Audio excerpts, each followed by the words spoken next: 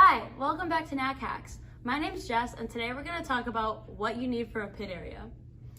At an average qualifier, your pit area will be 10 by 10 feet, and you are given a table and access to an outlet.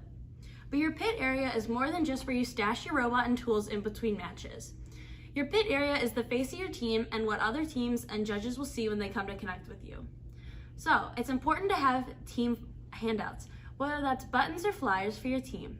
You should also include a slideshow or poster board, including all of your season's highlights and things you want people to know. Although you do stash your robot and tools in there, you should have a few other things. It's very important you have safety glasses, as you are required to have those when in the pits, as well as bringing an extension cord as they're not supplied to you.